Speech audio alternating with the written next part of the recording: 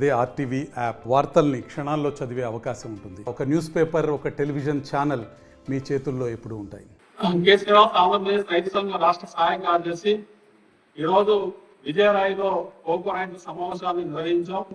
ప్రధానంగా నిన్న కోకో రైతులతోటి కంపెనీల ప్రతినిధులతో ఉద్యాన శాఖ జిల్లా అధికారి కార్యాలయంలో కోకో రైతు గింజల కొనుగోలు సంస్థ మీద ఒక సమావేశాన్ని నిర్వహించడం జరిగింది.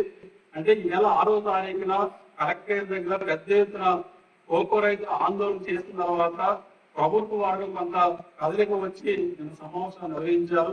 అయితే నిన్న చర్చలన్నీ కూడా అసంపూర్ణంగా జరిగి రైతులకు పూర్తి న్యాయం జరిగే పద్ధతుల్లో చర్చ జరిగే పరిస్థితి లేదు. అనిశ్చిత గింజల కొనుగోలుకి ధర నిర్ణయించలేదు. ఆ గింజలు కొనాలంటే ఎంత స్టాక్ రైతు దాకా ఉందో సంఖ్యలు తీసుకోవడానికి పద్ధతులు అధికారులు మాట్లాడారు. దీనివల్ల మనకి ఆదాయం జరిగితే రైతులు నష్టపోతారు. ఇప్పుడు కంపెనీలు రైతులు భయపెట్టి గింజల్ని 200 రూపాయలకు, 300 రూపాయలకు, 400 రూపాయలకు తక్కువ పోయి రైతులు నష్టపరిచే పద్ధతుల్లో కంపెనీలు వారిస్తా ఉన్నాయి. కంపెనీలు సిండికేట్ గా మారి దీన్ని అధికారులు తగినంతగా పట్టించుకోకపోవడం వల్ల అన్సీజన్ గింజలు అమ్ముకోలేక రైతులు నష్టపోతా ఉన్నారు. ఈ అన్సీజన్ గింజల పేరుతోటి ఇవాళ సేతుల గింజలు కూడా రోజులకు ధర తగ్గిస్తా ఉన్నారు. గత వారం రోజుల క్రితం కిలో గింజలకి 650 రూపాయలు కంపెనీలు ఇచ్చి ఇప్పుడు 600 తగ్గించారు. ఇప్పుడు మరలా 500 రూపాయల పద్ధతిలో మాట్లాడుతూ 550 రూపాయల పద్ధతిలో మాట్లాడుతూ ఉన్నారు.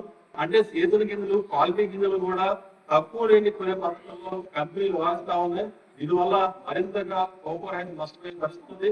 కాబట్టి ప్రభుత్వం వారు తమ నిర్ణయం తీసుకుని అంతర్జాతీయ మార్కెట్ లో 750 రూపాయలు నుంచి 850 రూపాయలు ధర ఉన్నా సరే ఆ ధర రైతులకు వచ్చే పరిస్థితి కావట్లేదు.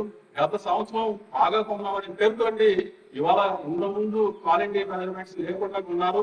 ఇప్పుడు క్వాలిటీ మెజర్మెంట్స్ పేరుతోటి రైతుల్ని కంపెనీలు ఇబ్బంది పెట్టే పరిస్థితుల్లో అవమానపరిచే పద్ధతుల్లో కంపెనీలు వ్యవహరించడం దుర్మార్గం చేసుకున్న వీళ్ళు రైతు సంఘంగా, కోకో రైతు సంఘంగా భావిస్తా ఉన్నాం. కాబట్టి ప్రభుత్వం వారు తగిన సమయంలో వెంటనే జోక్యం చేసుకుని కంపెనీలతో మాట్లాడి రైతు దగ్గర ఉన్న కోకో గింజలు పూర్తిగా కొనుగోలు చేసే విధంగా చర్యలు తీసుకోవాలి.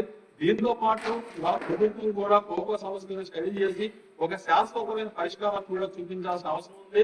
లేదంటే కంపెనీలు ఆడితే ఆట, పాడితే పాట అన్నట్టుగా తయారైన పరిస్థితులు ఈ నేపథ్యంలో కోకో రైతు ఐక్యం కోసం ఈ నెల 20వ తారీఖున కదివేయి మండలం విజయరాయలోనే షిరిడి స్థాయి కళ్యాణ మండపంలో ఒక రాష్ట్ర స్థాయి కోకో రైతు సదస్సు నిర్వహిస్తాము. దీనికి రైతు సంఘాల రాష్ట్ర నాయకులు కూడా ఆహ్వానిస్తాము. ఈ సమస్య మీద రైతు సంఘాలుగా కూలంకషంగా చర్చించి కోకో రైతు సంఘం యొక్క కమిటీని ఏర్పాటు చేసుకుని భవిష్యత్తులో కోకో రైతులు అందరూ కూడా సమస్యల పరిష్కారం కోసం ఐక్యంగా కదులుతాం, ఐక్యం అవుతాం అని చెప్పేసి పద్ధతుల్లో రేపు 20వ తారీఖున కోకో రైతుల రాష్ట్ర సదస్సు జరుగుతా ఉంది.